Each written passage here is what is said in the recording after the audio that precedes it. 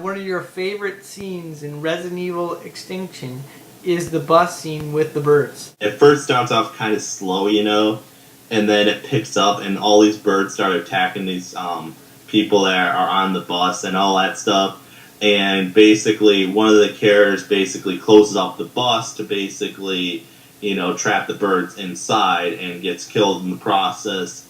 And after that, when it looks like probably they're going to die because all these birds, are still coming to attack them, Alice comes in, played by Mila Djokovic, and just burns the heck out of them. And she basically burns them out of the sky by basically, I don't know if there was like a flamethrower that was on like one of the trucks or whatever, but she basically made it so that flames basically came up and basically erupt the bird and burn them out of the sky. So she's kind of like paying homage to the director is kind of paying homage to Alfred Hitchcock in a way. Yeah, a little bit, but these birds are crows. Okay. It's been a while since I watched the movie The Birds, but they do have a crow scene actually in Alfred Hitchcock's Birds, from my memory. But. All right. But and then the other really neat scene is where she gets her vengeance on like 3 of the guys that were controlling her, through the satellite. Well, the main guy does escape, and she does have a big showdown with him, and this guy basically becomes a tyrant, and the tyrant is basically like a big mutated form, Yeah. And basically the guy's able to like regenerate, so it does take her a while to actually try to beat this guy, and she does get her butt whipped. But however, overall, me personally, I think Resident Evil Extinction is a great film.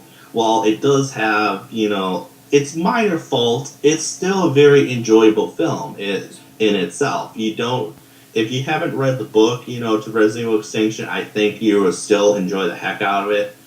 Probably a little bit more. But for somebody that's, a Resident Evil fan that read the book, anticipated the movie, and all that stuff, I was just a tad bit disappointed with the lack of information of why certain characters didn't make an appearance in the film.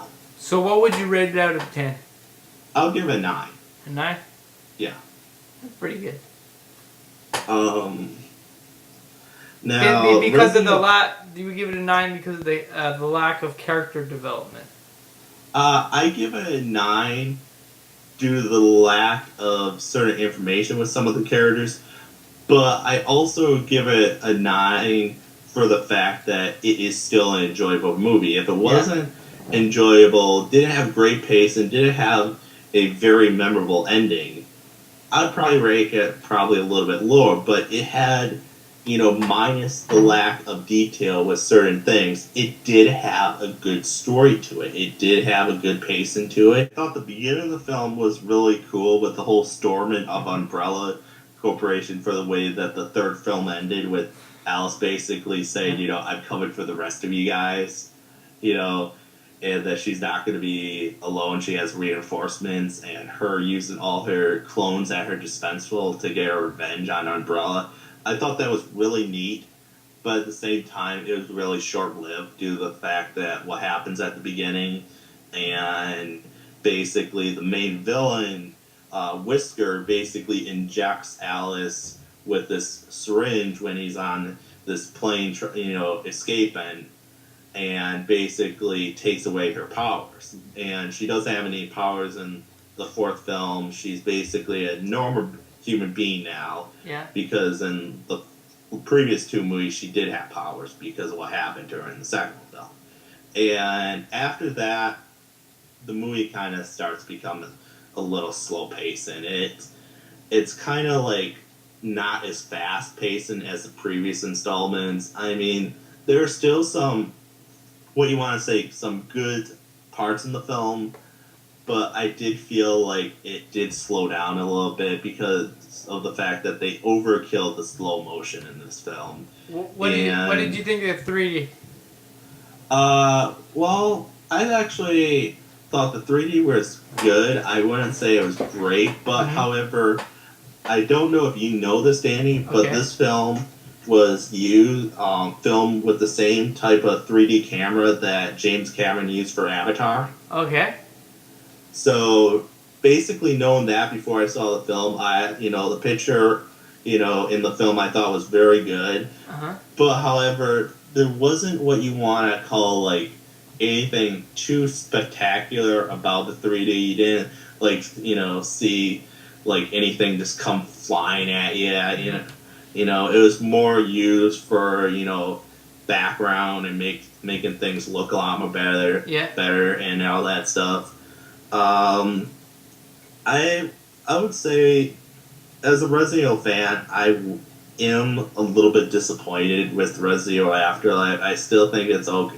It's an okay movie, but they just really needed to cut down on the slow-mo. They overkilled it in this film, and I understand with the fact that this did borrow a little bit from Resident Evil 5, not so much. Just like little key characters and little key things.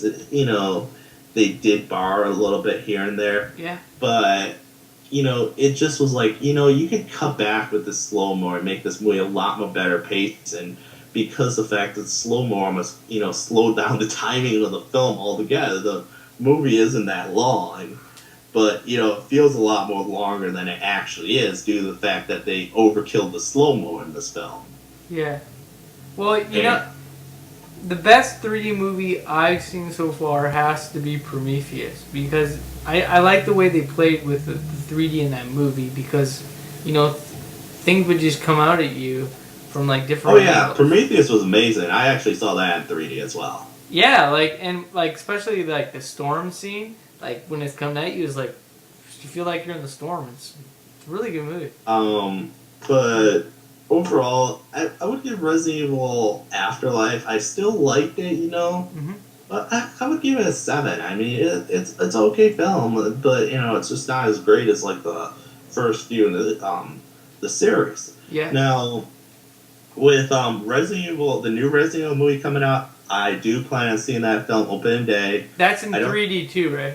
Yes, it is. Okay. I don't know if they're using the same camera again. Okay. I haven't heard anything, but however, I do plan on seeing it because of the fact that when this movie ended and they showed you like the little mid after credit sequence, and with the fact that there's a big hint of like the war to come, and you see like basically all these ships, and this is a big spoiler for ending of the film, sorry. But you see, like, all these ships that Umbrella is basically sending in, and they cut it, and you're just like, what? It's almost like if they put it this way, it was almost like if Avatar basically cutted it as soon as, like, the ships came in to, cut down or burn down that tree. It was basically, if they cut it right there and basically said, oh, well, you gotta see the next part of the film to see the aftermath of this, or see how this is going to play out. You're just like, oh, come on. But, it has what you want to call a, good, intriguing ending, and it does bring back Jill Valentine. Okay. And that is a very good plus, because I'm really anxious to see how they are going to bring, what they're going to do with her character in this film coming up, because it looks like they're going the whole Resident Evil 5, kind of more the Resident Evil 5 route with Jill Valentine, because of how her character is in the video game and how her character was when they showed her at the end of Afterlife. So I'm really anxious for this film. I'm hoping it's a lot more better than Afterlife, because the fact that Afterlife, is rather faulty. But, it does have some pretty good fight scenes.